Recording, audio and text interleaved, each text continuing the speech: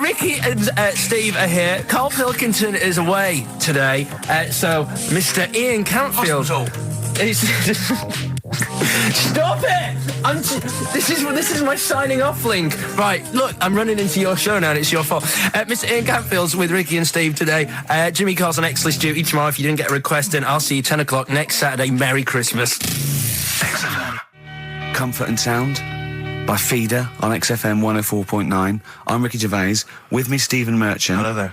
But no Karl Pilkington. No Karl. He's in Lanzarote. But we have got a very, very special stand-in. It's Camfield. Say hello. I'm so excited to be here. It's been, you know, the things I've learned in the last 10 minutes before we've even gone on air. Like, you don't have a theme tune. I don't have a theme tune. I don't wear headphones. Exactly. Ian wears headphones with a preamp. He's got 3 midgets just brought in his back line. Right? They're called Dog, Mongo and Blitzkrieg. Look, Blitzkrieg is up there, like, eating a banana. He is the king of rock, the new king of rock. Well, the prince, he's the prince of rock. Obviously, Vance is the king of rock. But we'll be doing that, we're working out who. Over this, and by the way, Camfield, I don't want the Ian Camfield that does XFM and going, and this fast approaching 1:23, here's Ash. I want the Camfield that goes, I snorted ants with Lemmy. Okay? So, we want the real Camfield. All right. I bought in Metal Christmas, is that all right? That's my only request from this show, that we do play Paul Di'Anno's version of Santa Claus is Coming to Town. The rest of it's over to you. Yeah, we're going to play some Christmas tunes. We're going to play some, our favourite hits of the year. But mainly, this is the rock programme. This is the rock programme. What worries me, Rick, is there's a lot of people who listen to our show and they're not regular XFM listeners. They just kind of crawl They're out not regular people. Stupid on a Saturday afternoon, put the show on. So they might not be familiar with Ian Camfield is a young man. He's been in he's about 14. He's been in radio. It's weird, he's 14, but he's been in radio for 15 and a half years. He was weaned on the milk of a Vance. Right? And he's going to be the new rock god, aren't you? Well, I'm trying. Yeah. No DJ Camfield. Just go, right? And over the 2 hours, I want to work out the 4 pillars of rock, right? I want 4 names, 4 pillars of rock, right? Huge rock pillars, and then I want the king who stands astride them like the archangel of metal. So we'll be asking Ian every few minutes. We're asking, right, who's your first pillar of rock, and then keeping the one that stands astride them. Okay. And how many do we need? Well, we need 5 names then, don't we? The 4 pillars of rock and who stands astride them. Right. Okay. Like the Overlord with these Axe Attack albums. Yeah. This is Oasis. Christmas. Oasis doing their version of Merry Christmas, everyone. It's Christmas. It seems only appropriate that we play the occasional Christmas tune. There aren't many decent ones. We will be playing the greatest, not just Christmas, one of the greatest songs of all time, but certainly the greatest Christmas tune of all time, Fairy Tale in New York. Is that going to be the version done by, what's his name, out of Boyzone? Has he done one? Yeah. Because he's lived the hard rock and roll life. What's his name? What is his name? Ronan Keating? Yeah. He wasn't bad on Room 101, actually. I think he's lightened up a little bit. Good luck to him. Yeah. Yeah, I do as well. Yeah. A lot of people ask me, Camfield, I'm sure you can you've probably got experiences of your own that you might want to talk about, but people ask me what Ricky's like in real life. And I don't want to get grotesque. It's Christmas, people are listening, people are eating sandwiches, but he has a flatulence problem. I don't know if you're aware of this. It is. It's not a problem. Right. Well, it is for us. Yeah. You may not. I think the problem with Ricky is Ricky hates to miss out on anything. He's terrified that there's going to be something going on that he's missing out on, a conversation, a joke, someone falling over, and so he daren't spend any time in the lavatory because it's too any period of time he spends in there, he could be missing out on some fun. So he kind of tries to get his lavatory, occupying time down to a minimum, an absolute minimum. Plenty of pissing. There's loads of that, but none of the other activity, really. I mean, you keep that, really, it's like you're in, you're out, and sometimes I don't think you've done the full job, Rick. Yeah. And today, I'll tell you this, my eyes were bleeding. It's intense. It's just a word of warning, because the kitchen at XFM is out of bounds now. No one's going in there until the new year. A to J in the library. A to J in the record library. I'll tell you this, I don't know if, Tony Blackburn's in the building. His wig will fall off. But seriously... Not that he wears a wig. He doesn't wear a wig. But if he's going down now, maybe he wants to play some Beach Boys. I mean, seriously, forget I'm a Celebrity, get me out of here.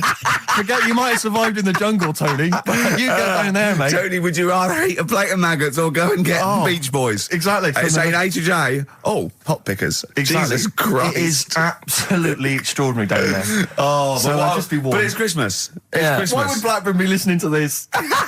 I don't know. He's probably doing a bit of Christmas shopping. Sure. And he's out and about with probably got his little, personal stereo on. Yeah. And he goes, I'll listen to the boys at XFM. Exactly. And Camfield, what do you think of it so far?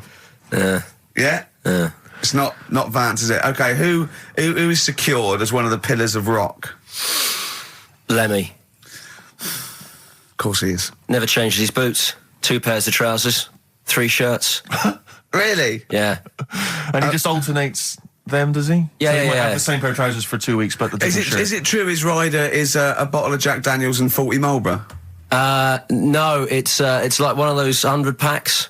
No. Yeah. One of the 100 packs of Marlboro, and he like keeps them stuck in his boots, which don't change.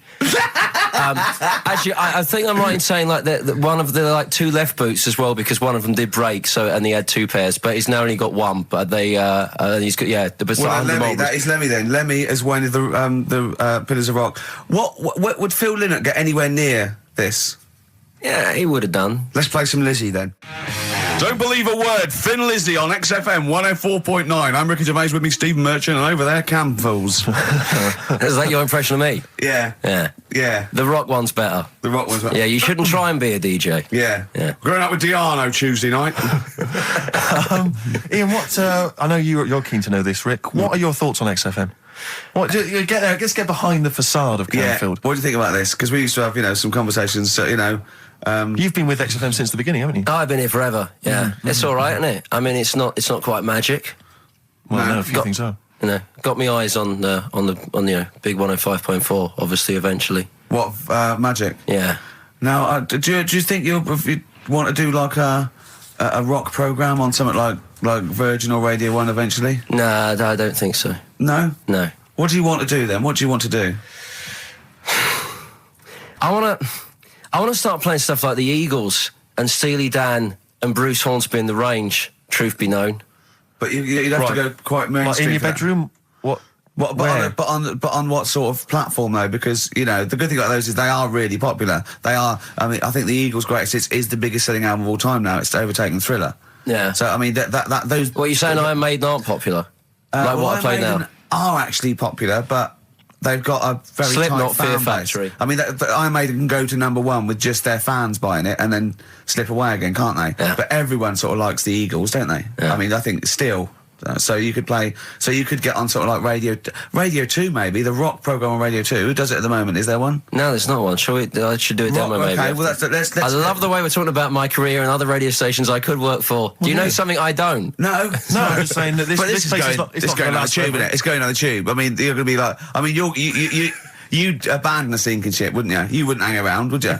You wouldn't fiddle as Rome Byrne. I mean, we got a couple of pies cooking in the States, so we're not going to be here to keep it afloat. No, the weekends. But we want to take the good guys with us, right? So when this crumbles and they make it into a car park for Capital, I want to see you on Radio 2 Friday nights 10 till 12, pure rock. Exactly. Do you know what I mean? Absolutely. Right. Well, that's the pitch, isn't it? Friday nights 10 till 12, pure rock. Okay. If anyone's listening to the BBC, it's Camfield. He is the new Vance. Molten Metal, maybe. Molten Metal. That's good. My only concern with TV work for Ian is he doesn't look like the obvious rocker. I mean, people are listening, they probably imagine he's got the long, greasy hair. But that's the modern look. T-shirt. Lots of modern bands now, they've got, I'm not slagging off, I'm just saying I wonder if the fans... They've got short hair. It's not all long hair and strange beards and tattoos. No, the days of them all looking like Lemmy and smelling like Ricky are well and truly gone. Yeah. Have you ever had the long hair? Have you ever gone in for that? No. Never tried that? No. But I've got bullet belts and stuff like that. You're right. If you'd have wanted me to dress up, I would have dressed up and brought CDs. I mean, obviously I should have prepared more for this show. Sure. Yeah. We're going to play some classic rock, aren't we? I think we're going to play The Who. We got Jump, Van Halen. That's a classic, isn't it? Yeah, I think I got that about 5 times on every driving album I brought in for you. Okay, and so are we going to play Since You've Been Gone? Yes. Yeah. What's next? British Sea Power. Yeah, I thought we should play a couple of singles that we've enjoyed over the last year or so, and this is one of them. Carry On, play at Camfield. And don't forget, Paul Di'Anno and Santa Claus is Coming to Town's coming on as well. Paul Di'Anno doesn't snort ants, he snorts anteaters. Carry On from British Sea Power on XFM 104.9. Not bad at all. Now, listen, we should just point out to people that Karl's away, and we always slag him off because he provides very little But And he's an idiot. well, exactly, to be fair. But he's obviously off in Lanzarote, and he's forgotten to tell us what the password is for our email, Rick. Idiot. So we can't get into the email. So we're going to have to use Ian's email instead. ian.camfield@xfm.co.uk if you want to get in touch. You're never going to have so many emails, Ian. Really? Yeah, Is that right? you're going to be looking at them all week. It's going to be brilliant for you. You're going to feel really popular. You know what? Heat described Karl as a bald little mank twat. Nice. Karl was going, brilliant. Is that allowed? Is that all right? Yeah. Bless him. Bald little mank twat is back on the 3rd, isn't he? Well, if there's one thing that magazine's What good was at, he it's suggesting? You accuracy. can't be regionalist. What? Was he suggesting you can't be regionalist? Was that allowed? No, I just think it's a familiarity of, it's just because we call him a bald little mank twat, that a national magazine can say that. Oh, bless his little round head. Wonder what he's doing now. He's sitting in the ash, reading his, reading his Rich Hall book. Yeah, he spent a week when he went to, where was it, St. Lucia? He spent a week, right, throwing sand at crabs. Yeah. I don't think they've even got crabs, have they, over there? No, I don't know nothing. what he's going to do. What is he going to do? Suzanne, what is she going to He's do? going to be whinging. But it's sort of like, Karl must be like, you must like sit him in front of a video while you go and make the dinner or something. Yeah. It must be a nightmare taking a pet. Has she got a little harness for him? To be fair, though, Rick, I mean, I can't imagine you're much better on holiday. I've always wondered what that must be like. Because you always need an audience. You've always got to have someone around that you can perform for, drop your trousers for. Annoy, just generally sing and dance about. And Jane's seen it all. She's bored of you. So what, do you just do this to other people on the beach? Holidaymakers, it is me. You can't believe your luck, Ricky Gervais. Do you want to be annoyed? Do you want me to annoy you? Yeah, exactly. I can annoy you for 5 minutes. Yeah, Because then I'll get bored Exactly. myself. I'll tell you what, I want some ads, and after that, the fairy tale in New York. Oh. The Pokes, featuring Kirsty McCall and a fairy tale of New York. Brilliant. On XFM 104.9. That's the song I think that single-handedly keeps Shane McGowan in gin for another year. It must do Just well, about though. keeps- but I'm sure it does. I absolutely love it. I still love it. I saw it on Top of the Pops too. And it's just brilliant. I mean, he wasn't great at miming, but it didn't bother me. Sure. It was miming to a different song, probably. Yeah, in his head. It was great. Had a little visit in the week, Rick. I think Go you on. missed out. A little Christmas visit from. I know he's a friend of yours. He's a friend of He's a friend of the nation. Go on. TV illusionist Darren Brown. Oh, yeah. Yeah, he's bought a new pad. Yeah. And he just came around to tell me about it. Yeah. And it's interesting because Somewhere to keep his guns. Exactly. And he. I can never know kind of how much he's just playing with your mind, experimenting. But he was telling me about the place, and Say apparently he loves you. he's got a bidet in the house. Now we were discussing bidets because Never understood that. I've never got my head around it. To this He's day, not meant to. Well, no, but I don't think I've ever met anyone who's used a bidet. Oh, Darren Brown does. He's known as the cleanest arse in Modern Magic. Yeah. Shiny arse, they call him. But we were chatting about it. I don't really know.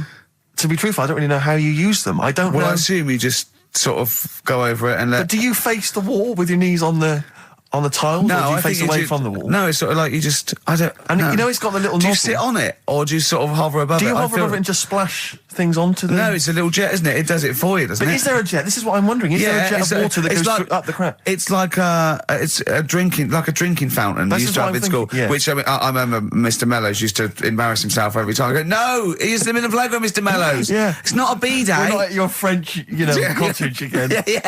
Yeah. I don't. Bidet sounds French. I'm assuming it's French. After they're probably so embarrassed about just sort of like squatting over a hole. Yeah. They go, well, at least we can clean it. Are they? Because I haven't been to France for years. But are they still persevering with the They're public still toilets? going Just with a hole in They're the still ground? got. I mean, I think they have got. Has a single Frenchman travelled anywhere else in the world? Yeah, and goes, seen that now this you is can actually uncomfortable. I know, my trousers go You go down to the Delhi, and I think there's proper decent porcelain. I know, I can't believe it. I think they have got the flush ones now, mainly Right. for the tourists. Sure, yeah, But yeah, I've yeah, never yeah. really understood that. But it's not. You don't go in. It's not like because they're literally crapping into an open sewer, aren't they? That's the French approach to the public lavatory. Do they have the bidet next to the hole? no, the toilet is a toilet, isn't it? Right. But it's just like. It's sort of like it's like going in the bottom of a shower with a big hole at the bottom. But I don't know. And do you? I mean, again, not wishing to get graphic, but do you use the bidet instead of the toilet paper? Is it used in conjunction with, or instead do you of? know what? I've honestly never used a bidet. Because it's not really a working class thing, is it? The bidet. No, but well, it sort of came in with sort of like purpose-built houses, didn't it? They sort of like shot up all over the. No pun intended. All over the sort of 70s. You know what I mean? It was like in salmon pink. There was toilet, sink, and bidet. Yeah, we won't be using the bidet. Exactly. Fill it with ice. Put some beer in that. Yeah, because none of my friends washes their arse. There are people who refuse to touch their, the hole with the hands, and they only use a bidet. So if they're at a party and there's no bidet, well, Karl doesn't like feeding his bollocks for cancer because he says he doesn't like the texture of them. Sure. Well, so I mean, so he'd probably love a bidet if he didn't have to go. Kind of upper class women who just waddle into the dining room in sophisticated trousers around their ankles, going, "Where's the bidet? It's filthy. Where's the bidet? I don't know. We use the paper. The what? I think the fish was off. I'm going berserk up there. Get me a bidet. Yeah, why don't you lie on the floor? Or I am climbing into the sink and turning the tap upside down. That's the only way I can do it. Yeah. Bidet. Thoughts on bidets? Have you ever used one? Well, no, you told me all this, but you still haven't got to the bottom of how you use them. No, I don't know. I don't know how to use it. Do they come? You need to ask Darren Brand. Does it come with like instructions, like a flat pack? I think you're supposed to know. I think you're supposed to. If you've bought a bidet, the assumption is you know how to use it. Imagine someone installing it and going, "There you go, it's a bidet." Go, "Could you show me how to use it?" Well, you like this? Well, no, go to the toilet first.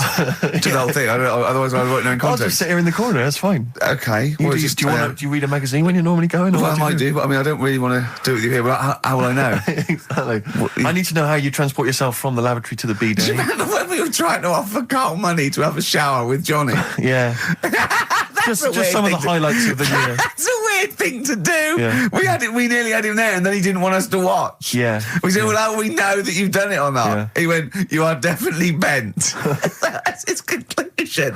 What we got lined up? Well, hang on. Let's just say if anyone's got any idea sort of how to use a bidet, maybe Any idea for anything to talk about on this show? Well, that doesn't involve crapping or farting. We've done that.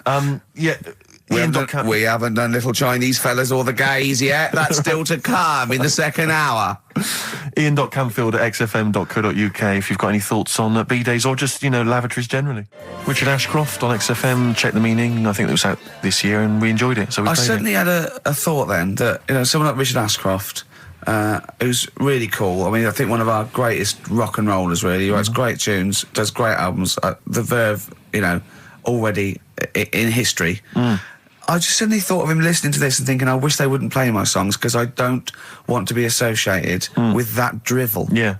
Most people get a buzz out of it, get it on the radio. Do you think people say, don't let Gervais guilty by association? Do you know what I mean? I love that song. I love Check the Meaning. I thought it was a lovely song. And he's thinking, they're going to sandwich it to be talk about little gay Chinese fellas and bidets. Yeah.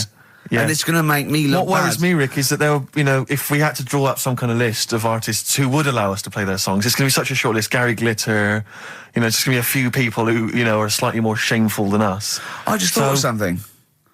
There are 1 billion people in China, and I assume it's the same percentage of homosexuality occurs, as it were. That's 1 billion, 1 in 10. That means there's 100 million little gay Chinese fellas running around. Richard Ashcroft, if you're listening, I apologise for that last... Think about it. John Lennon, you okay? War's over.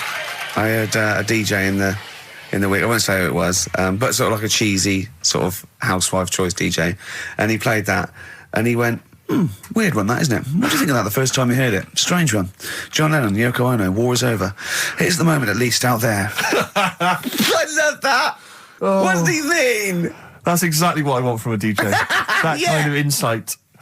We were talking before the break about how many little Chinese fellas there are. Yeah. Billions.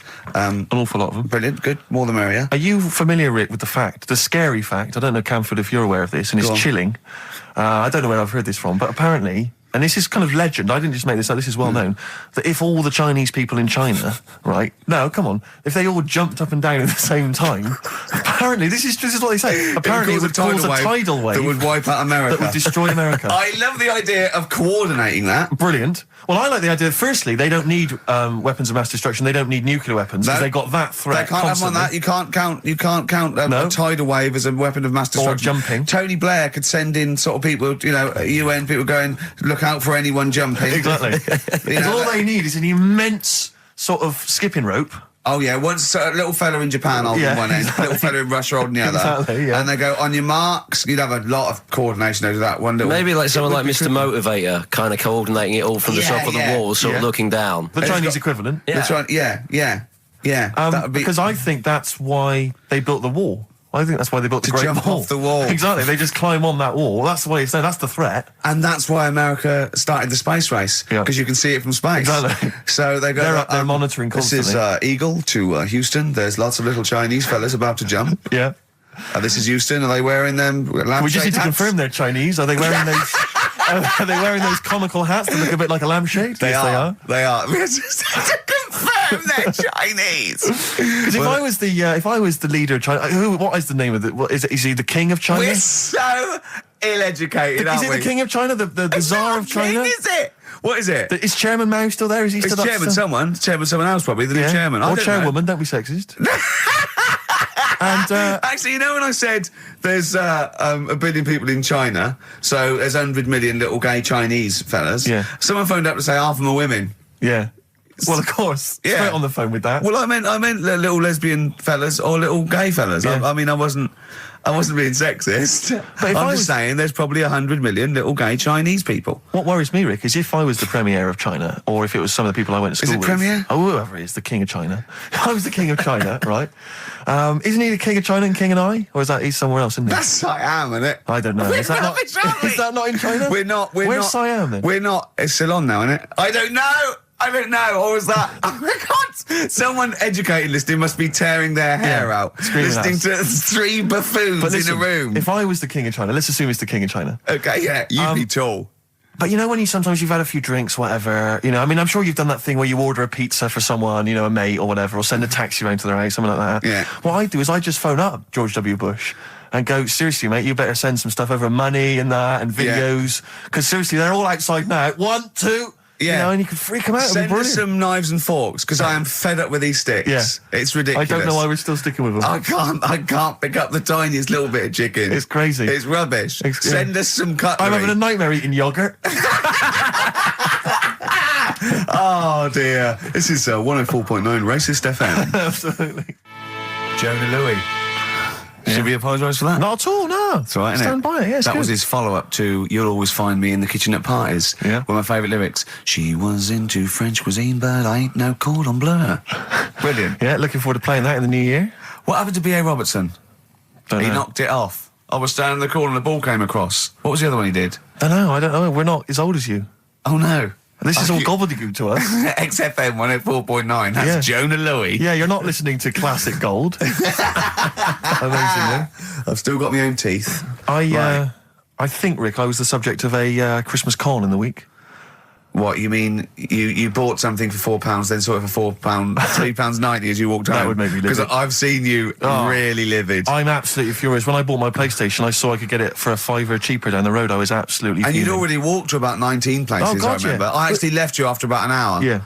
No, I do. I'm furious because I got to get a bargain. I hate feeling that I'm being ripped off. Yeah. And I'll tell you this, I'm loving online shopping. Oh, the savings I'm making, Rick. Really? It's crazy. Really? Getting 15, 20 quid off some things. Is it really? Oh, amazing. But these things, I might point out, are like Jaguars and Mitsubishi cars. Exactly. Yeah, but it's worth shopping round. No, this was not so much a con. It was a con, but it wasn't so much one of those just a missed bargain. Yeah. Doorbell rings, answer it. It's a couple of girls. They must have been 13 or 14, maybe. Now, I've always had a problem with teenagers. I'm intimidated by teenagers. In case they call you a dork or something. Well, I mean, I told you before, I was walking down the street once, and there's two guys coming towards me. I mean, real losers. Do you know what I mean? Glasses, the spots, greasy hair. Do you know, really pathetic. And I was sniggering to myself. I was thinking, look at those losers. And as I passed them, I heard one of them look at me and say to his mate, look at that geek. I was furious. I was thinking, I'm allowed to call you a nerdlinger, but gee, I didn't expect it back. I was really furious and like upset. And so, as I say, these teenagers are at the door, and they were quite aggressive, quite aggressive girls. And they had a piece of A4 paper, and they went, "We're doing a sponsored thing." Yeah. But I didn't quite catch what it was they were doing that was sponsored. I think they sort of fudged it. They went, "We're doing a sponsor." Oh yeah. And I went, right. And they went, "Do you want to sponsor us?" Boy, they picked on the wrong person. I was a bit intimidated. I don't know why I said no. I was worried maybe it was part of some kind of, hidden camera show, Yeah. And so I said, yeah, all right, I'll sponsor you. So they handed me this form, and I always thought you were supposed to have quite an official-looking form for any sponsorship thing. But this was literally a piece of A4 torn out of a notepad. It was the back of a Gareth Gates poster. Exactly. And, with some blue tack on it. Yeah, well, and I looked at it, and I didn't really absorb it, but it had things like, Mrs. Jones, Mrs. Smith, £5. Yeah. And then no one's actual address, just Finchley Road, nothing too specific. Yeah. So I wrote my name on, and put down £3. Cause a lot of people were giving fivers, but I thought, I'm not made of money. It's Christmas. I've got to buy gifts and stuff. So I gave him a fiver and asked for change. Yeah. Well, I gave him £3. I said, I'll sponsor you for £3. Best of luck. And they went, "Can we have the money?" And I said, "Well, aren't you supposed to do the thing?" And the woman the girl just looked at me. She just went, "No." So I gave her £3. But what difference does it make? Well, I'm assuming, though, that it's not going to any charity. It's no sponsored thing at all. But then I'm not being funny. The charity that it's not going to, you wouldn't have given to it anyway. It's true enough. So all that's happened is you're £3 down. But I'm £3 down. Yeah, but if it would have gone to charity, you'd be £3 down. The fact that it hasn't gone to charity doesn't matter because you wouldn't have given it to charity. Yeah, but if it had gone to charity, Rick, I'd have felt a little bit superior, a little bit smug. That would have kept me going for another 6 months.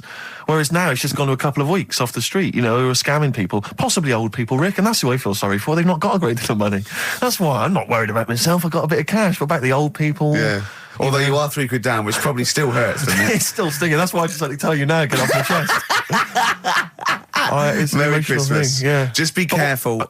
If you're living up in North London, be careful. There's 2 girls that are going around. I expect, they might come to your door. But they might be wary. Be genuine. No, I don't think so. No. They were common. They were very common. Do you know what I mean? Was the giveaway things like, Santa Claus had given £10, Exactly. Tony Blair had given £1? Yeah, I know what you mean. Yeah, I think you were conned, mate. Yeah. Right. Won't Get Fooled Again by The Who. Ian, I'm going to ask your expert opinion. Is that not one of the greatest rock songs of all time? Yeah, if you'd have played the proper version of it. I know, but it's 6.5 minutes, and we usually do, but we just thought, it's Christmas, people want to... but have him or Jonah Louis. Yeah, but we could have played like the full 8 minutes rather than making the show sound like strolling round to your local Asda with the Christmas songs with a little bit more racism. That to me sounds like fighting talk. You want a rock challenge, Canfield. You can't handle the truth. I'm gonna rock this out the last 40 minutes. Can we put Keith Moon in the monolith? I was going to ask you. He's my favourite drummer of all time. Will you go along with that? Yeah, absolutely. So we got Lemmy and Keith Moon. Yeah. Are we making up a kind of super rock band here? We could do. That. We could make a super rock band. That's far too passé. Let's call it the Monolith of Rock. It sounds more stupid. Okay. So we got Lemmy and Moon. Yeah. We need 3 more. So we need 2 more Pillars of Rock, and then one to stand astride it, like the metal angel of death. Now, Ian, you've hung out with some of the big rock names, haven't you? Yeah. No, I'm not going anywhere with this. I'm intrigued. Tell me some of the people you've hung out with. You've hung out with Maiden, have you? I've hung out with Maiden. Don't you? I've been flying with Bruce Dickinson. Yeah. And have you? It only took us 3 attempts to land at Gatwick a few weeks ago. But I don't know much about you, Ian. Are you someone who lives the rock and roll excess lifestyle? Are you kind of drink and drugs? Is that your thing? I like to be kind of on the edge, having a look at what's going on inside. Right, I don't quite know what that means. Well, it's the way they talk, Steve. Right.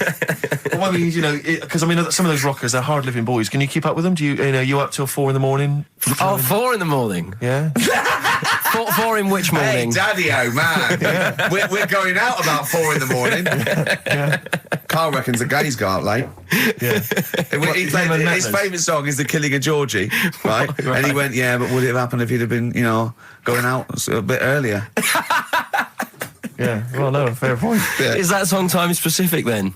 No, but he reckons he probably got because he was out late. Oh, right, okay. He said there's one that works here. Sometimes he doesn't go out till midnight. But I imagine you a little bit like that little boy in the film Almost Famous. When you're on tour with the rock legends, do you know what I mean? You're like, the little kid there, maybe the doors are being closed in your face, are they, as they go berserk? Yeah, when I started, but now, I insist I see you as one of theirs. Yeah, I access all areas slamming that, I can enter venues now with a big bottle of Jack Daniels, I don't get stopped. Yeah. Really? But seriously, have you, without naming names, obviously, what excess have you seen? Have you witnessed anything, or have people calmed down now? Are these rockers clean living now? Depends who you're talking about. Sure. Yeah. Is there anything going on like the days of Ozzy and Motley Crue? I haven't seen. I haven't seen any red snappers like with Jimmy Page. Do you know that story? No. I can't talk about it. Then the fish? forget about that. Yeah. Oh, is it disgusting? Yeah. Well, yeah. But is it worse than talking about B-days and Ricky's farts? Kind of. Right, okay. Yeah. Yeah. Right. Yeah. I know. You wouldn't want the instruction manual as to what happened with the red snapper, like you do with the B-days. Sure. God. But don't, as I say, don't name names. Obviously, there's a sort of client, doctor confidentiality or whatever that you... Yeah, well, I saw... We know there's no one listening, Yeah, so it won't go further than the studio. I saw a member of a very big band play the Astoria recently, and they turned up at the Astoria about 15 minutes before they were going on stage, right? And someone said to them, "Is it good to be playing the Astoria?" To which he turned around and went, "Oh, right, are we in London?" Really? Oh, dear. And this person then... It wasn't Daniel O'Donnell, was it? I can only think of the Libertines. No, that's not a very big, huge band, is it? No. Bigger than that. Bigger than Okay. that. Yeah. Okay. What other rock and roll excess do you want? Oh, I was told once that if you stay up for 2 days, the best thing to do is eat some yogurt. This is just like we're going to having tips now. Sure. Yeah, So if that's apparently the best thing at the end of the excess, you need some yogurt. So always keep some in the fridge. Yeah. And chopsticks are no good. No, Yeah, so don't, whatever you do, don't go on a bender in China, because otherwise you'll be screwed, right? No, there's no benders in China. Oh, there are. There's about 100 million. Yeah. Another tune that I enjoyed this year, Rick. I don't know what your thoughts are on it. I'm fascinated to find out. Loving it. Jay-Z and Farrell and Frontin. What do you think, Canfield? Darkness #1? Yeah, well, they cheated, didn't they? Because they went and did their signing at HMV yesterday, so they could get in like an hour of extra sales. Why is Just that so cheating, they though? Well, I don't know. Well, I suppose Gary Jules could have turned up at Virgin down the road, couldn't he? And Yeah. Okay, well, then in that case, they're that going... deserves to be sort of #1, because at least it's potentially a sort of evergreen, sort of Slade type classic, and they are the biggest sort of band around at the moment. Canford, what are your thoughts? You love rock. What do you make of The Darkness? It's all right. They've been around for a while now. Sure. Another year, maybe. But they're all the ingredients of everything you like, I imagine. They've got a bit of glam, they've got a bit of Queen, they've got a bit of AC/DC. It's all in there. You've got a bit of Bruce Forsyth. You know what I mean? He's funny. They're a good fun band, aren't they? Yeah, they're all right. they're essentially just too close to novelty. But then so was Slade, in a way. Slade have only got this credibility resurgence in retrospect. At the time, they were a pop band that essentially were for teenagers and thugs. I'm not sure Canfield's going to be championing Slade, though, up there in the same way that he champions the Maiden. But you got to appreciate what Hold has done, surely. Yeah, I appreciate what Holder's done. But they only became cool, didn't they, when Oasis covered them? I genuinely always liked Slade, and I've still got a soft spot for him. But The Darkness, we'll have to wait and see. At least The Darkness weren't as irresponsible for the kids of today, though, because the amount of spelling mistakes that Slade were responsible for at school in the 70s must be atrocious. Putting the Z's in. Rubbish.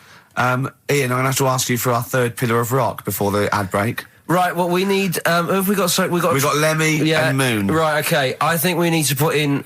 we need a guitarist in there. We should maybe put in Keith Richards. I'm a little bit worried about the health scare, because the kind of air pollution around any venue that this band might play, with, like, Lemmy and Keith Richards there, See, I'm surprised at Keith Richards, because I would have thought it was heavy enough for you, but the Stones have done enough to get in the annals of rock. Yeah. Okay, let's play some ads. Quick question. Do you actually speak like this, Ian? What? This is your real voice. This is real voice, yeah. Yeah. It's amazing. Do your daytime sort of voice, the X-list voice. Say it's fast. It's just coming up to 2 on XFM 104.9. After the break, we've got Feeder. Say that. It's just coming up to 2 on XFM 104.9. These are the ads. XFM.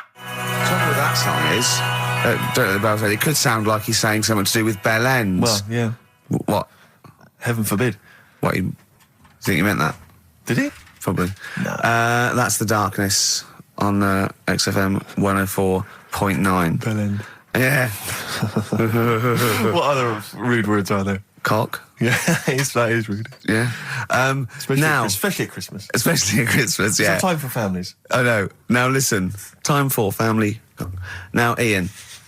Yes. Who is your fourth? We need a lead singer in this mega group, the Monoliths of Rock. Who we got? Lemmy, Keith Richards. We've got Keith Richards on guitar. We've got Lemmy on bass. Yeah. We've got Keith Moon on skins. Right. Some terminology coming out there. Yeah. Who's doing the Vox? Who's given Golden Tonsils Award? Robert Plant. He's gone for Plant. He's gone for Plant. A lot of trad names there. There is the group. The lineup is Moon, Lemmy, Richard, Plant. Okay. Now our competition, Steve. Name that group. Okay. What's the best, heaviest rock name ever? Sure. This is obviously not a name that already exists. No. Okay. My mate of mine yourself? came up with. I think it was Brain Hammer. which I like. Velvet Nazi 666. Sure. So we want the heaviest, most mental piece of death metal, headbanging, bleeding out of your brains rock. Axe Attack. Okay. Please welcome to the stage, Christ on a Bike. Please welcome to the stage. Oh, look at you. That would be great. Yeah. That would freak out the metalers. Yeah. Cheeky. Yeah. Oh, now listen. They need a manager. They need someone who could introduce them. They need someone to stand astride them. Who is the leader now? Who is the king of all that rocks? Well, it's obviously Tommy Vance, isn't it? Do you know what worries me, Rick? We've said Vance a lot today. I'm wondering if the kids today, do they know Tommy Vance? Are they What do you think familiar of that, with him? If they don't know, they shouldn't be listening. Okay. Fair enough. So Vance is their manager. He needs to. They're on at Wembley. He's got them on at Wembley. They're the greatest rock band of all time. We need the name. Please welcome to the stage. What are they called? Phone in, email in, and the prize we're gonna get some. We'll rummage through the bins as Carl normally does. Some old tat like Carl does. Some VHSs, some CDs. Greatest air guitar ever. Betamax. Yeah. Do we need to give out the numbers and Well, stuff? they can email, Don't get can't them to they? phone in. You don't want to talk to him, Ian, seriously. No, you don't. You know when what's his name says to Agent Starling as she's going to meet Hannibal, don't let him inside your head. Yeah. Don't talk to the listeners, Ian. Exactly, it's very much the same Please thing. I'm a bit concerned that my email is going to be besieged by people sending you links to how to clean out the B-Day. Well, that's all right. The week. But Make what's sure the most mental, head bleeding, banging brain hammer operation this band can be called? Call in. Rick, because it always amuses me. I know it's cruel to put you on the spot, but some of your former band names have always amused me. Well, the worst. The worst one. Right, I'll just leave this. Ricky's had a number of bands over the years. What was the worst one? Ready? Get ready to play that record because I don't want any aftermath. No, hang on, before you tell me, what was the one? Because these pictures of you, like when you were New Romantic, keep on being published. That was Shauna dancing. Yeah, but someone... That's pretty bad. But someone told me, they were like, oh, ask him about when he tried to be Bon Jovi. Can you imagine such a thing? I know the name you're thinking of. Right, here we go. Play the record. Immediately I say this. Ready? The Sacred Hearts. Play a record. Blair on XFM 104.9. I forget the name of that track, but it's good. Good song. Thanks very much. Oh, good song. Yeah. Oh, right. I just thought you were complimenting giving his opinion. Right, Yeah. go on. The what? Are we still on the air? Yeah. What are we doing? Merry Christmas. We got someone on the line. Oh, right. He's here. Who's that? Ricky, Yeah, go on. it's Jonathan. How are you? Good. It's only TV's Jonathan Ross. Ross, turn your radio down, you idiot. I'm here. I like to. I haven't got a radio on. What are you talking about? We can hear the feedback. Well, I haven't got it. It's not my fault. It's your incompetent radio station. And also, didn't you hear? We said don't call in. We don't want to speak to the listeners. I'm I'm not a listener. I'm a visitor to your shores. I'm special. You know that full well. I know you're special. Right. Yeah, exactly. What have you got a name for the band? Yeah, you ready? Yeah. Blump. B-L-U-M-P. I tell you for what, you can't have a normal word. If it's the monolith band of all time, if it's the big, you can't have a regular word. It doesn't make sense. How can you have a regular word? All these ideas you've come up with are rubbish. You need a word which only stands for that one thing. No one's heard it before. No one will use it again. Blump. I can't help but feel that that's a more appropriate name for maybe one of Ricky's bands. I love seeing that picture of him in that band. You see it everywhere these days. He was like a girl. He was like a little girl in a suit. It's like a little dyke at a wedding. What was that? That's got to be the kettle calling the pot black, surely. Yeah, I've always got nothing but 100% heterosexual. We're not sure about. There's not anything wrong with it, I know that, but look at you. I actually had to get that in. There's not anything wrong with it. I'm Jonathan Ross. Oh dear. I was thinking the other day, right? Oh, yeah? The Comedy Awards. Yes, sir. You didn't have to say some awful things about poor celebrities, poor has-been celebrities with coke addictions and fat lips and faces that where surgery's gone wrong and everything.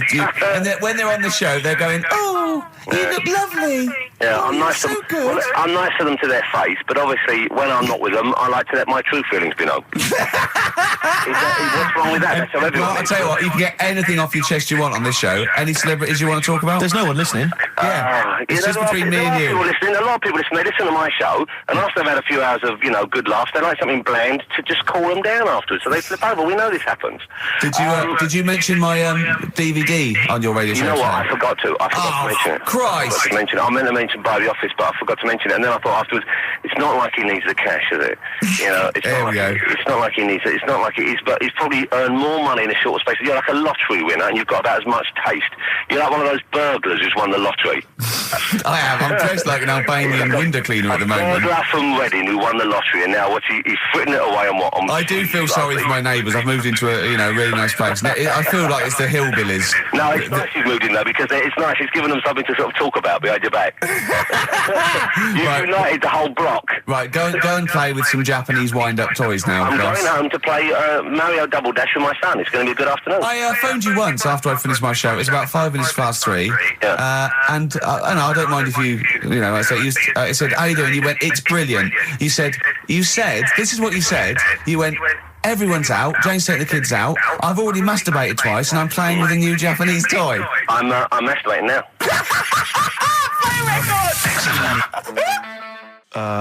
Kings of Leon, Wasted Time on XFM 104.9. Sorry, I was sidetracked there by some of the band names. And now listen, I want to put in 2 of my own. I want to win that pile of tat out there, right? I've got 2 names here, okay? We should just remind people in case they've just tuned in. Oh yeah, Ian Canfield has chosen his mega band of all time. He's got Keith Moon on drums, he's got Lemmy on bass, he's got Keith Richard on guitar, he's got, who have you got singing? Robert Plant. Plant. And their manager is Vance. But he needs to announce them at Wembley Arena. They're already sold out. They're at number 1 in the album charts. They're the greatest rock band of all time. And I've got 2 suggestions. Okay. What about this? Please welcome to the stage. Tungsten lung hemorrhage. Yeah, good. Yeah? Please welcome to the stage. God dildo. God dildo, interesting. Nice juxtaposition there of God, the almighty creator, and a dildo. Nice use of some contrasting imagery there. Yeah. Powerful and topical. Tungsten lung hemorrhage. Yeah. We've had a couple also on the email. People didn't really include their names, but who cares? Please welcome to the stage, Balls of Steel. Balls of Steel, yeah. And we've had like Brain Hammer. Yeah. Brain Hammer's good. Lots of brain-related stuff. Quite liking the idea of tumour fish. Tuna fish, I like. Tuna fish is very good. I like tuna fish. I just wonder if there's one more contender. I don't know who this was, Ian, that phoned in with it, but possibly it's topical. Deathly Hem. Yeah. Deathly Hem. It's brilliant. Oh, it's Deathly Hem. Please welcome to the stage, Deathly Hem. It's Deathly Hem. Who's that? We've got to give it to I don't know who that was. Oh, well, if you came up with Deathly Hem, email again, Deathly Hem. It's the greatest name for the greatest rock band of all time. Will you please welcome to the stage, Deathly Hem. It's Golden Tonsils. Isn't it? I went to, I was going to go see him once at the Camden Underworld about a year ago, and they had this sign up, right, saying that Graham Bonnet, who sang that song, had cancelled, right, and it said, God willing, he'll be performing tomorrow. And just in case you thought he cancelled because maybe no one bought any tickets, the doctor's certificate was beneath the cancellation sign. Brilliant. Well, we've sung that a couple of times drunk, haven't we, Ian? Oh, but, at the top of our voice. We have done it. It is the best ever. Yeah, it is. Ben has won whatever you're giving away. Yeah, Ben came up with Deathly Hem. Yeah, Deathly Hem. Yeah. I mean, if you are in a rock band, you're looking for a name, and you think you deserve that name, then, you know, write to us. We want to know that you're really heavy, and Ian Canfield would officially hand over the deeds of the name Bethlehem. Deathly Hem? Deathly Hem, yeah. Deathly Hem. They only play at Christmas. You only play, like, big venues at Christmas, and it's all things about, like, fighting, like, good versus evil, and God versus the devil. And you got to write songs like that, yeah. Yeah. Deathly Hem on XFM 104.9. Perhaps that the debut should certainly be a concept album based on the Nativity play. Yeah, Brilliant. Nativity, yeah, Or that'd be just good. the whole kind of Old Testament in kind of rock form. Yeah. With like, it'd be extraordinary. It's the battle for humanity. Yeah. It's called Humanity Manatee, and it's a fight in the ocean of hell. Yes. Sure. Yeah. Sure. Yeah. I'd like to see a serpent maybe pictured There'd be somewhere. a serpent, isn't it? Track There's a serpent. four. Track four. Yeah. I think we should give massive props and suitable regards to Ian Canfield. He's come in, he's pressed the buttons. He stood in for an idiot brilliantly. Yeah, I he think has so. stood in for the retarded It's a shame fool. that you've not displayed some of the usual incompetence that we've come to love and expect from Karl. It's a shame. Okay, well, You are the greatest DJ in the world, though. The way you sort of like drop Press these buttons. But you know, Every you're there. time I've pressed a button off air, Ricky's been going, "Oh, what great DJ!" It's great, because So- he ends it. It's just brilliant. I mean, we're lucky if we can talk with the mic on. That's the title, not talk over a record. We did some great links during the ads. Yeah. And, of course, Jonathan Ross masturbating live on air. Just looking back at some of the highlights of You this don't get week's that show. on Capital Gold, do you? Like Tony Blackburn getting a call from Fluff Freeman going, "All right, mate, I'm knocking one out." Yeah. Well, have a lovely Christmas. Have a bloody great Christmas. Have mate. a bloody great Christmas. It's the best of next week. Yep. The best of the last few weeks with some tat, you know, that Carl's put together. We're Look back in forward to that. January. We're playing some of our favourite songs of the year. I'm looking forward to seeing Pilker's tan and Pilker's pictures back, from his holiday. covered in ash from the beach. Yeah. And we're back on the 3rd, I believe. But Ian, do you want to introduce one? This is Ian's choice for the day. Yeah. We'll see you next week in spirit, and then we're back on the 3rd with Pilkers. Over to you, Kampf. Enough of Jonah Louis. This is Paul Di'Anno, ex of Iron Maiden, doing Santa Claus is Coming to Town. Yes, We've Dave. also got a new feature, Cheeky Freak of the Week. That's a new feature, isn't it? That's a new feature. Cheeky Freak of the Week. Let's do Cheeky Freak of the Week. What is the cheekiest freak of the week? I'm just going to apologise now. I've just had freaks. Sorry to freaks. Okay, right, go ahead. Well, I say it's a new feature, but we've sort of touched on it in the past with We always talk about freaks. Hairy Chinese Kid. Yeah. We've had the Pillow Man. Yeah. Oh, you called a draft excluder? Just make a note of that, would you, Rick, on the Yeah. list? People without arms and legs. But at least, you see, the Pillow Man, what do you picture? Because I was saying to Ricky in the week, right, I'm a great fan of the Elephant Man. That's his. Do you know that's his favourite freak? Of all Elephant the Man. freaks, that's Do it. you know why he said? Do you know why he said? He said because you get what you pay for. When someone says the Elephant Man, you get what it says on the tin. Right. You know you're going to get it. Do you imagine, Steve, if you had a mate and you said, "Where are you going?" He said, "I'm going to go see my mate." And you go, "Which mate?" And he said, "The Elephant Man." Yeah. Straight away, you haven't even met him, but you know what he's going to look like. Yes. Right? That's what I like about that. Hairy Chinese Kid. Yeah, you know what you're going to get. Pillow Man. Yeah. Not so good. What does that mean? It could be one of those big fat things on that show, couldn't it? A big pillow, like a. Yeah. You know that big thing about the fat people in feeders. They were getting up to like 60 stone and that big one. And there's a thing called fat admirers that just fancy fat women, right? And You writing that down? yeah, sorry, and they had blow up versions. It looked like a bouncy castle. Wow. Yeah, Really? yeah. You'd be knackered when you blew that up. Yeah, you just wouldn't want to go exactly. forget it. Yeah. Oh God, That's people being cruel as well, isn't it? Because after watching the programme on Channel 4 about the fat people and fellas who like them and stuff, there was a story on one of the news websites about some fella in Germany, right? He was a big fella, must have been about 50 stone, and he fell over, right? And I think he hurt his ankle or something. And timber. they sent firemen instead of like an ambulance. Yeah, So straight away they're having a bit of a laugh. they're not. No, they've got winching gear. Well, they didn't know. They didn't have winching gear. They had to use the hose pipes to carry him out. I think it was Anna Nova, that news website. They had to use the hose pipes. So they made like a bed using the hose pipes Oh yeah. and had to carry him out on that. And then they had to sort of get him into a special truck, they said, and do the same when they got to the hospital. I mean, that's That's mad, isn't it? they shouldn't do that. Although, Karl, I'm loving that story. I'm just worried that we're not going to be able to fit in Cheeky Freak of the Week. What's the which Cheeky is one Freak you've of the week? nominated? All right, Cheeky Freak of the Week. Something I found on the net. Yeah. A fella who had 27 toes and fingers. In a jar? No, still on him. And proper ones as well, not like little stumps and that. Proper, fully formed fingers. He had like... Was he a pianist? Close-up magician? I don't know what he did. He just said that he's... Cat's cradle professional? Did he ever work on finger bobs? He was saying in the week... For the crowd scenes. I'm now going to do Braveheart. Yeah. He said about the Elephant Man. He said, I want to do a thing right with freaks where it's good and bad. He went, what you said? The pro about him is... What about the fella with loads of fingers, or...? No, the Elephant Man. Well, He said the bad thing is he stretches his jumpers. When he puts them on. Yeah. And what's the good thing? Sort of, he never gets up and goes, oh, my hair's a bit of a mess today. No. He's always having another bad face day. I'd like to complain about this head and shoulders. Are you taking the piss? Yeah.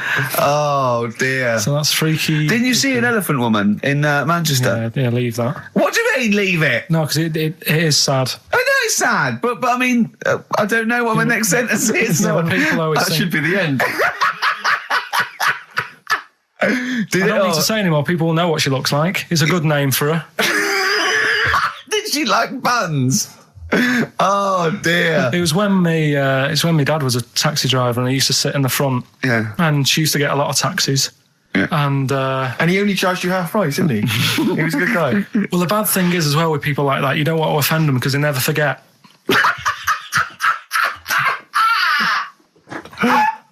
Oh, go! But, Karl Pilkington. I was sat in the front of the cab and my dad goes, right, we're going to go and pick the I can't even tell you the name. These guys just evil. Right? What do you mean? No, leave it. So she's got...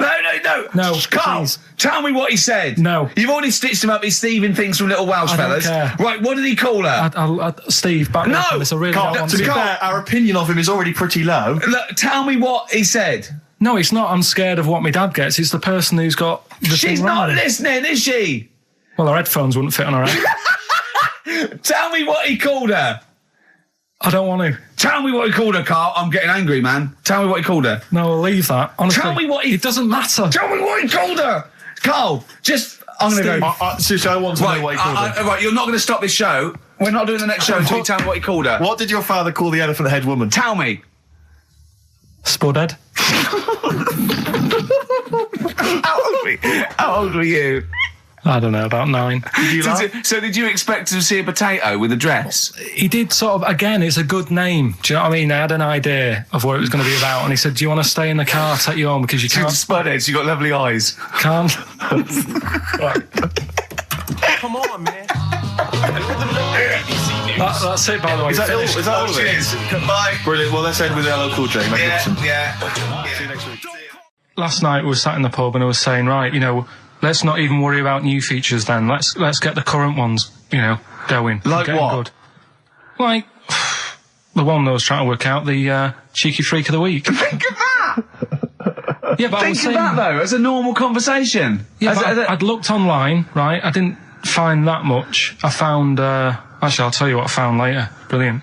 We're looking for them, right? And then at one point, I think you said to me, go and, what about the Guinness Book of Records? Yeah, they'll have like the best freak in the world or whatever. Yeah, ever. So I said, yeah, bring one in. Now, you've got one at home. Yeah, I got a But you couple. couldn't be bothered carrying that in today, so I had to go out of the pub that I was at, Yeah. nip into Borders, Yeah. buy a Guinness Book of Records, Yeah. out of my own money, $18.99, Yeah. bring it back, and then you said, I don't know if I want to do this feature. So it cost me 20 quid for that. I had to buy a video for Silence of the Lambs film clip. I'm actually out of pocket at the end of this. Just looking through the Guinness That's Book of still the Records. funniest thing, isn't it? Squeaking at someone when they got a cup of tea. Right. There are a lot of what strike me as seemingly pointless feats. The Guinness Book of Records is right. The Guinness Book of Records is great. I used to love it as a kid. I've had about 10 copies in my life. The last one I bought a couple of years ago, at present. It was really good. I love it. I love the real records: tallest, fattest, thinnest, best, fastest, most expensive, biggest, all that. But the ones that really annoy me are the ones that the reason these people are in there for it are the only people that tried. What, yeah. Balancing the milk bottle on your head. Most watches eaten. I just found that one. Kim Sung-do from South Korea ate 5 watches, the entire watch with the exception of the wristband, in a time of 1 hour 34 minutes. What do you make of that, Carl? Made him regular. Come on. How did they time him? Most live rattlesnakes held in the mouth. 8 live rattlesnakes held by, it just says an idiot. Yeah, this gives you an idea, Carl. Talking of idiots. Do you want to get into Guinness World Records? No. Carl, come on, that'd be brilliant. There's things in there that are just absolutely anyone could do. Like that one in Big Brother, I was watching it, and it was balancing sugar lumps. I want to go. How many people try that? If there's schools around Britain going, listen, we've got to get in the Sugar Lump Award. It's grassroots level. There's not enough kids balancing sugar lumps. How can we compete in the world market? I was looking at it last night, and there was one about the farthest that a dog swam. I think it was something like 9 miles, but it had no choice, did it? You know what I mean? He took it out to the Atlantic or something, and so it didn't want to do it. Threw it in the water. Yeah. So it's not all right to put it in a bin bag and chuck it in a canal, but, it's for a world record. Yeah. 9 miles it did. Oh, God. Possible ones that you could do, Carl. What's the most Forrest Gumps fitted in one wheelie bin? What about this one for you, Carl? The record stands at the moment for most arrows caught by hand, but that's quite tricky. So what about most arrows caught by head? Yeah. And you would just fire arrows at your head? They wouldn't, it would just skim off him. Do you think so? Yeah, the roundness, it would never actually get any sort of, connection. Fastest human crab. Could you do that? I'll do that. Can you form the crab? Can you do that? What's that? It's just like go bending over backwards No, I and can't running. do that. No? Got a bad Right, what about, what would you be good at? what about hamburger stuffing? Oh, right, Carl. Alright. In the mouth, you mean? Well, it says the record for stuffing the most regulation-sized hamburgers, including buns, in the mouth at one time is how many? How many hamburgers with buns in the mouth? This is just... You're not swallowing anything, you've just got stuff in your Carl, mouth. you'd be so good at this because your shape of your head. You've got a shape... His head's just like Hamburglar. You'd be good at this, man. Yeah. Honestly, you'd be perfect. You look like Zippy. And the great thing is your head's empty, so you could get more in there. Do you know what I mean? This guy had a brain to contend with. Do that. What is it? Is it possible? Is it mental? How many do you think it was? There were 3 burgers in buns. What do you reckon, Carl? What, how quick he ate them? He didn't eat them, it's just how many he can stuff in his face. So literally hold them within his cheeks and his mouth, but don't swallow anything. So what, how many burgers? How many burgers did he manage to get into his face? So it's a fella. He's not... Yes? About 5? No. 3 is the world record. 3 is the world record. How big are they, though? It just says regulation size. Was it last week? There was a programme on about the child who was older than her mum. A child that was older than her mum? Yeah, right, he was looking forward to as much as Oliver, the Humanzee. Humanzee, yeah. And I didn't see it in the end. Did you miss it as well? I missed it. So and is what it is this little girl, and she's got an ageing thing. So he was telling me about this. So it's all from him. He went, and what it is, right? She's about 5, right? But she's aged, so she's actually 90. Right? And I went, oh God, really? He went, yeah. And then he went, could she get served in an off licence? I went, no. He went, well, that's not fair. I went, what do you mean? He went, well, I said, she's 5 years old. She's a 5-year-old girl. He went, yeah, but she's got the body of a 90-year-old. So, oh God, let her have a fag. Wouldn't you let her have one if she... If she asked? Yeah. If you worked in an off licence and she wandered in, right, and... So she's 2'6".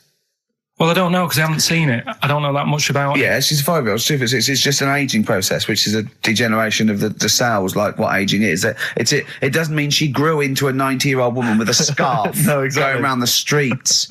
What did you imagine it looked like? I don't know. I mean, she's ageing fast, yeah? Yes, but it's more to do. It's not. Yes, yeah. Because it was saying that her mum and dad are pretty stressed out about it, and I kind of thought, well, you'd be forever buying birthday presents. It's not like she's morphing through various ages. Like, my God, look, she's 58 today. 59, we can't keep up. Well, how's it It's work? not that. It's not like she's got... it has the same effect as aging on the body. So at a cellular level, there's a degeneration as quick as if she'd gone through I don't know. I got this from you. I'm guessing, Carl. It's not like she's watching Top of the Pops one week and she's loving it, then the next week she's going, I can't understand what they're saying. This is not like music it's all in my bland day. dance. I remember. I remember when I was 4.5. They were real bands. Now, that S Club 7 were excellent. Yeah. But what's this tripe? S Club. But if she wants a fag, She's 5 years old, Carl. but she's got to experience everything in a short spell of time. Do you know what I mean? You've got time to sort of. I think you're thinking of her life like that Fatboy Slim video, where it starts off as something crawling out of the sea and then it evolves really quickly over 3 minutes. I think that's not the case, Carl. Her mind she isn't aging in her mind at the same time. No, she's not living a whole life in 3 weeks. It's just her body is degenerating quicker than it should. So if you worked in Odd Bins, you wouldn't serve her with a bottle of wine? No, I probably wouldn't. Well, Unless she had some ID, which would That's a probably bit cruel, be fake. isn't it? And so on that, and on top of all her other problems, he wouldn't even give her a glass of... Yeah, a bottle of wine. and her ID wouldn't look right because he's aging all the time. The photo would never match. Yeah. Look at my hair there. That was last week. Well, it was 2002. Exactly. We don't know enough about it, so. No, I haven't seen it, so maybe we should apologise because that could sound callous and cruel because I don't know what the whole It was just the title. the vibe of the I was the know the title that It was excited something you. like, I'm older than my mum. No, it's the child that's older than her mother. Well, Yeah. so that was weird. There was some good stuff on in the week. You missed that, didn't you? You didn't watch that. Didn't see that. Saw, Maybe someone have it on video for you. yeah, if you taped it and you send it in. Watch it on fast forward, she'd really age then. Imagine that. Whoa! Carl just remembered we've got Cheeky Freak of the Week to fit in. Cheeky I don't know Freak what of to the do. What's your Cheeky Freak of the Week? Quickly, just throw that away. Right. Well, it's just like we look at cheeky freaks. Is this show offensive in any way to some people? Do you think? Ding dong. Got any buns? Oh, it's the Elephant Man. Go on. Right. Well, it's a bit of a problem for you, this one, Steve. Right. I'm chucking it forward to you. Remember the cheeky freak of the week that we were talking about? That illness where people age quicker. The 5-year-old girl that was older than her mum, and he said to you, what, if you ran off like you wouldn't serve her fags and beer? And you went, no. You went, why not? And you went, because it's a 5-year-old. Yes. Right? He went, oh, she's got enough problems. Give us some fags. You remember that, don't you? Sure. Yeah, right. So another dilemma for you. Right. Picture this. You're running a restaurant. Right. Door goes. Right. Few people. Most of them look normal. You notice the woman at the back, crawling on all fours. Top half is woman. Right. This is real. Yes. This isn't like a comic or anything. This is on. Yeah, on the internet. I've seen it. They're called dog people, and her legs just come straight down. They're like little swing legs at the back, and so they walk on all fours because it's easier. Dog people, right? Yeah, not dog people. They're human beings with deformed back legs, so they walk. It's easier for them to get around like that because they can't stand up because they can't stabilise, and also it comes straight out of their hips. Right. So you're running a restaurant. It's a busy night. You haven't really got time for any hassle. She comes in. Would you serve her? The premise being what? That he doesn't serve dogs. Because the restaurants don't allow animals in. Right. So it's a dilemma. It's not a dilemma. Right. She's not a dog. She's a human being. Yeah, with I put a plate of meatballs on the floor, and she tucks in, and a little glass of, a little bowl of wine next to it. He turns round. There's the woman older than. Get away from that plant.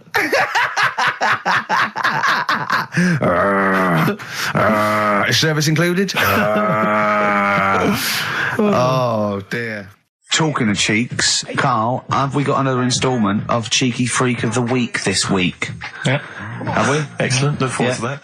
Have we got a Cheeky Freak of the Week? Do you want one? Yeah. I think we should have a jingle for this.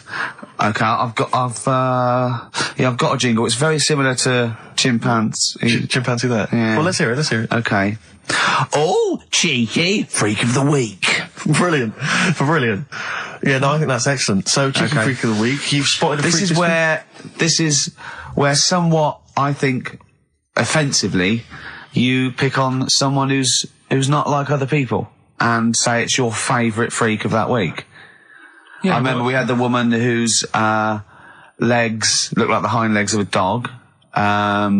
We've had the little fella with the aging disease, with the little head playing the piano. That was your favourite. I think that's your probably freak of the year, isn't it? It's a pretty good one. So what's this? Is it a man with a horrendous injury, or is it a congenital birth defect, or what? Yeah, but you put it like that, and now it sounds like I'm being tight. It sounds like I'm being out of order. But I'm just giving him a mention. Just giving him a big shout out. Right. There's quite a lot going on in the freak world. There always is. You've been visiting hospitals the last week, have you, when we were away? No, there was a thing on a website. This isn't even the one that I've picked, so... So this is just a bonus? This is a bonus freak. Please, yeah. Yeah, go on then. This is a free freak, right? It's a fella called the Lobster Man. The Lobster Man, of course. Again, good name, you know what you're going to get. Yeah. What are you going to get? Some succulent meat. I like the idea that the vicar on the christening suggested that. I don't even want to call him Mark. Can I make a suggestion? Yeah. Look at his hands. What's his name? Mark Michael Webster. Right. Right. Have you thought about a nickname?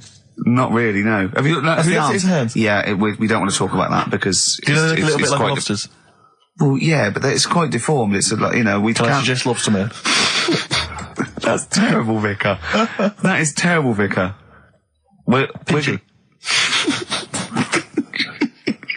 Go on then. We're going to see. This is what the sort of feature you come up with, Karl. So Lobster Man. There's probably people listening now with, you know, lobster feet. Right. Lobster hands. So, Squid Boy. So Lobster Man, what does Lobster Man do? Does he fight crime? not that much. Okay. Apparently he got into a bit of trouble. He was in a restaurant, and this was years ago, by the way. And someone picked him to eat him. No, so apparently the waiter said, "Oh, you shouldn't be sat here. You should be in my pan," or something. Oh dear. And they had a fight, got out of hand. Yeah. Got out of claw. And yeah. So that was. What do you mean they had a fight? What did he do? A waiter took the mickey out of someone with. No. No, can I just make clear? I'm assuming it's his hands look a bit like those of a lobster. Yeah. Yeah, well, it's fused, so it's just like two big fingers. They're fused, I assume, probably in the womb, and they're just like, instead of like having five digits, they're fused in it. But he can pick stuff up, can't he? Yeah. What does he pick up? He mainly eats crabs and jellyfish, doesn't he? Yeah. Yeah. So he was having a fight with the waiter. He snipped off his nose. Right, so anyway, he just held on to the waiter's bib. Yeah, and the waiter was screaming, "Go and get him off me." Yeah. So anyway, does he eat other lobsters? Does he typically he would eat lobster, or is it kind of? Would he feel bad about eating lobster? Right. The little cheek of the freak that we've gone for anyway. The what? The little freak of the week, cheeky freak of the week. We've gone for this Siamese lad. Okay. Right. Happened back in. You can't have a Siamese lad, can you? All right. Yeah. This Siamese twins happened back in 1693. Oh, he's got a date. Blimey, that's the first time ever. Yeah. And all it was, he was doing all right for himself. He used to go on like those circus things he used to do. They're two people you're talking about, Karl. So we're going to him. All right then. All right. They did this circus show, right? Yeah.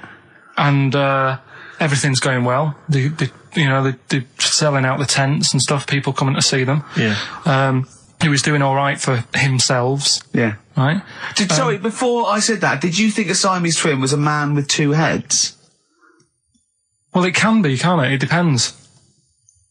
There's two people. They're conjoined. No. But it depends, doesn't it? The one that I shown you in that book that time was a fellow with two heads. No, it wasn't. That was a stupid picture in one of your stupid books that he had a growth that looked a little bit like it had a face on it. It wasn't a man with two heads. You're the same sort of people who send potato chips to restaurants and say, "Doesn't it look like Norman Cook?" Yeah. It's not two heads. We'll bin this feature. No. No, they're two people. They're two people. Conjoined twins. Yeah. Right, so these... They just happen to have a similar taste in clothes. Okay. Anyway, so they were doing all right, and it all went wrong when he crossed the road, got run over.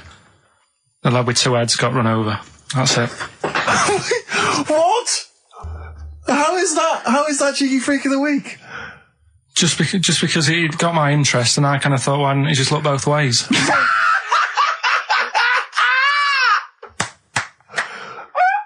I'm intrigued to know. Why wasn't he looking both ways? I'm intrigued to know how you get run over. What was it, 1629? Yeah. Well, it's horses and that, wasn't it? Yeah. Oh, why wasn't he looking both ways? Karl Pilkington, you are a genius. Play a record, you fool. Well done, Karl. More Cheeky Freak of the Week next week. See what's going on. Freak world. Yeah. Cheeky Freak of the Week. Have you got a cheeky freak of the week? Got that. Got Yeah. that. So what deformity is it this week that you're ridiculing? Well, keep listening.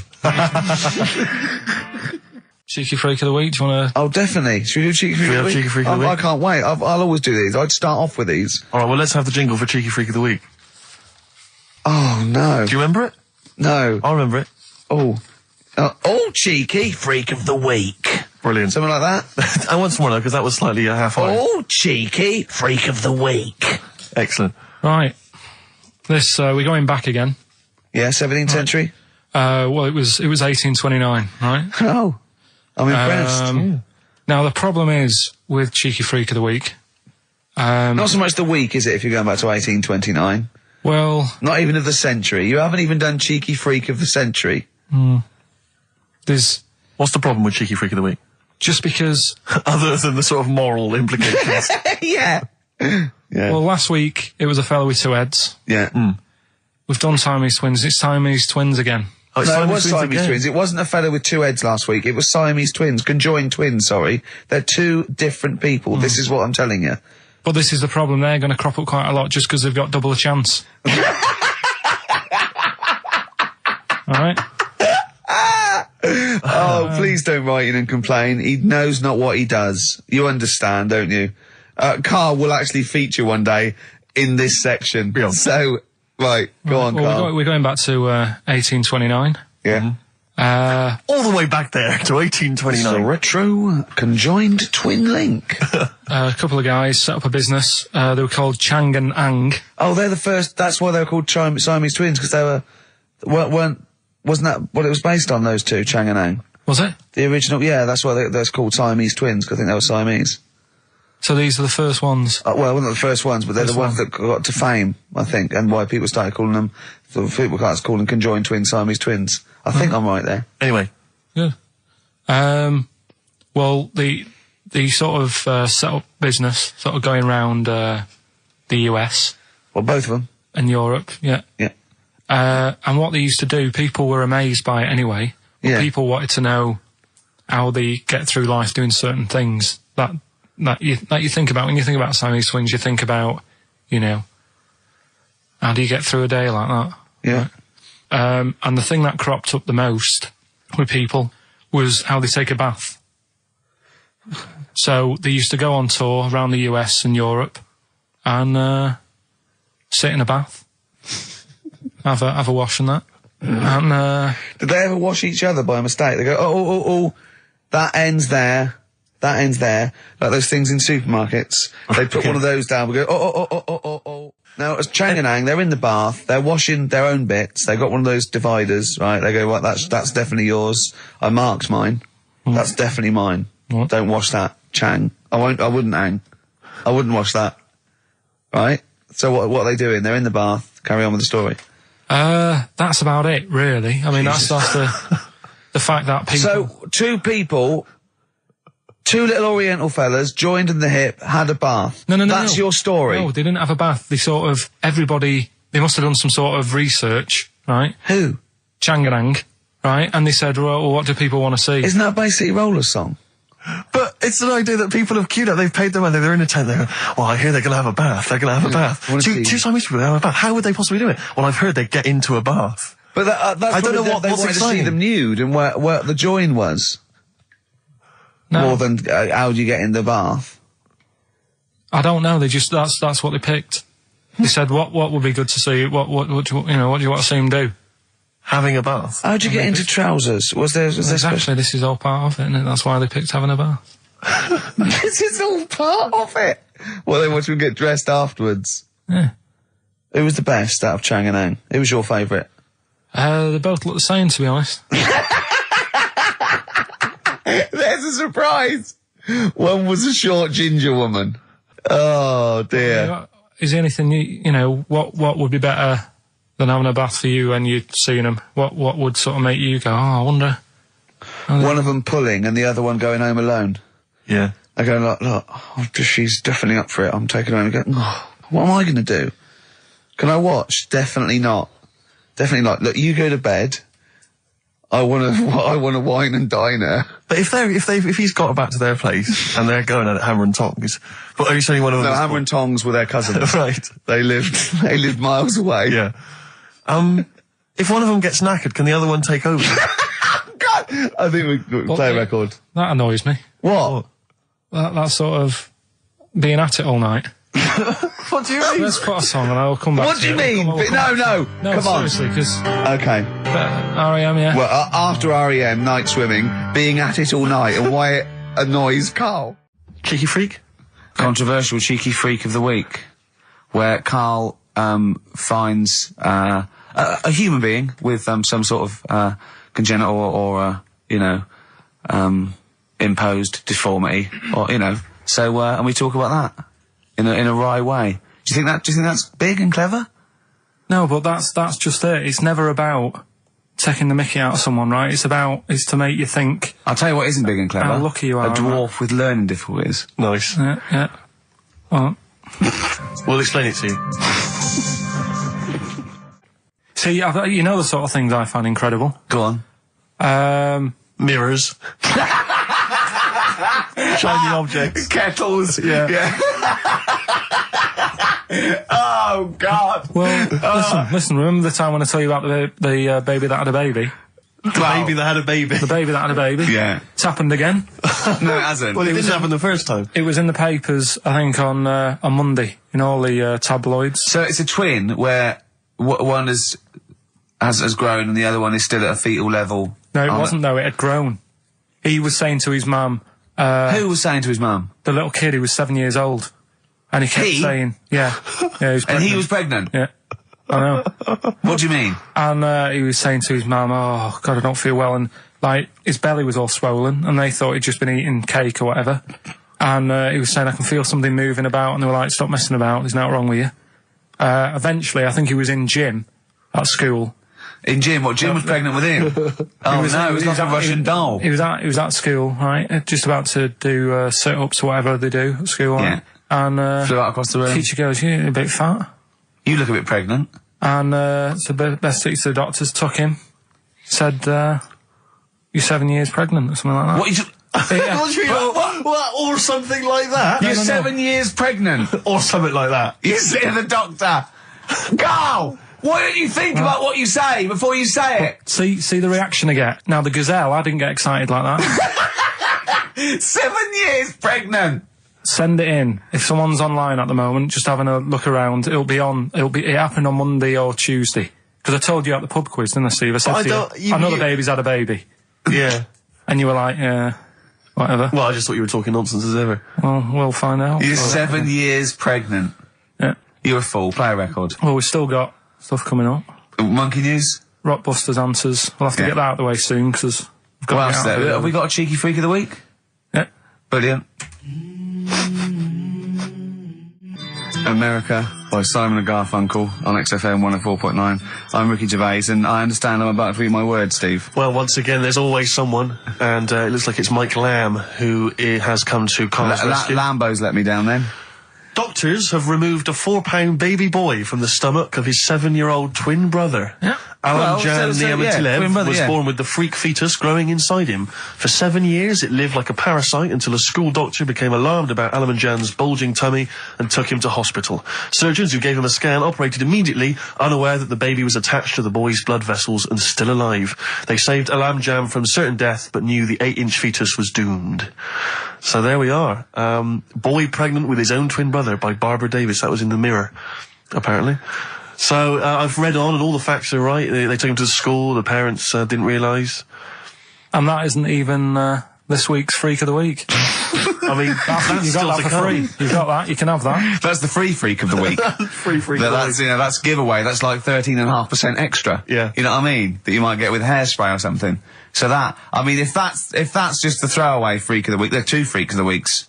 there. If those two figure, I can't wait to see what the actual Freak of the Week is that people are paying for. Is it incredible, Karl? I tell you what, something else you can have for free. Go on. Another sort of freaky thing, right? I was watching this program in the week. Right? What? I don't know what it was. But it was about, I just saw this little fella on it, right? What do you mean, little fella? He was doing this history thing. Oh. Right? Yeah, I know what you mean. So, is this he's found out that a Viking was a bit like him?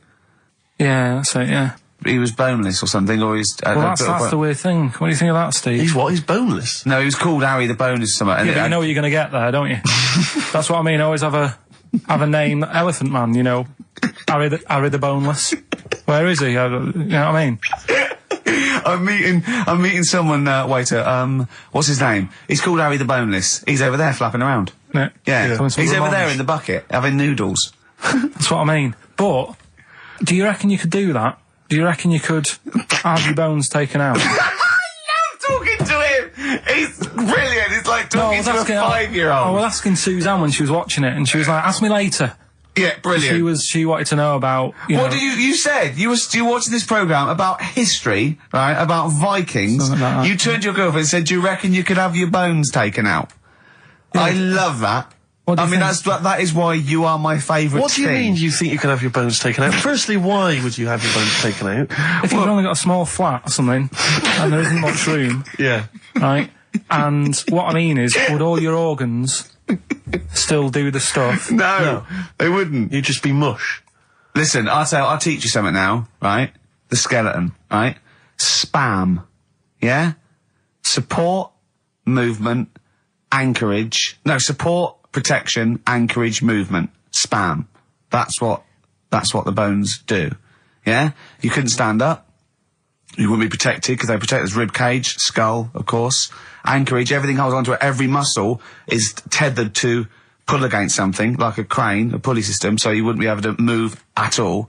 Do you know what I mean? So you'd be in a bucket. There'd be nothing, you'd die immediately, obviously. No, you can't have your bones taken out, Karl. I mean, why do you need to ask that question? Sorry, but Boneless Bob, or whatever his name was. Harry the Boneless. he presumably didn't have any bones. I mean, that's why he had that name, obviously. No, he did. No, he's got the name. Yeah, exactly. No, he was just... I've had an email here from Graham, Old Kent Road. He just says, I had a dream about Karl last night. Can I sue? I've no idea what he looks like, apart from the boldness, and yet he turns up in the middle of my dream. I don't need this, it's harassment. Yeah. But people are having dreams about you now, Karl. You actually, it's like you're one of something that was created by the Brothers Grimm. So, Karl, so this little Harry the Boneless, what was your point? Was that really your point? You wondered if you could live without bones? Yeah, I saw the little fella on this programme. And the presenter? Yeah, and he was a small fella, and he was talking about Harry the Boneless. And I thought, that's interesting little bit of science stuff. Yeah. Yeah. Well, yeah, that's about it on him, really. All right, well, that's just another bonus cheeky freak of the week, isn't it? That's not even the freak of the week either. No. That's still to come. So you've had a pregnant Siamese twin. It's been mad. You've had a boneless fella and another fella talking about him. They're not even involved in freak of the week. No. This is getting mad. Play a record. Let's play a record. Let's have cheeky freak of the week afterwards, shall we? Yeah. Current single from Nick Cave. Can we do Monkey News first? I'd rather have a cheeky freak of the week. So, Karl, off you go.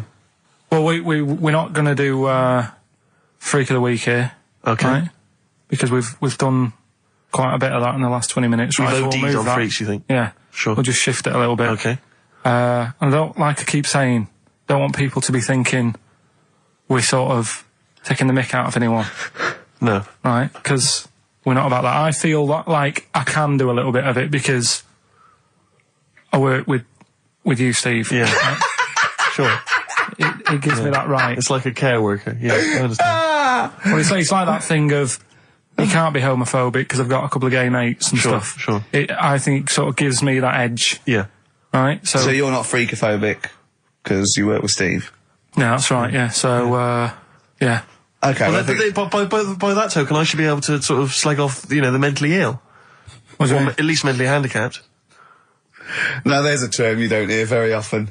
In 2003, there was the mentally handicapped. Isn't that what it was? I don't know where to start. But I'd like to apologise for the Lady Diana stuff, the term mentally handicapped, and any inadvertent racism that we may have stumbled over. What's the actual term then? Is it retarded? Right, come on now. Oh, chimpanzee that! Monkey news, earlier than usual. Getting excited because it's a special time of the week where we get to talk about a cheeky freak of the week. Freak of the week's coming up now. Oh, cheeky freak of the week. Right, well, we've had some interesting things we've been looking at. This week, it's about the strangest couple that ever got married.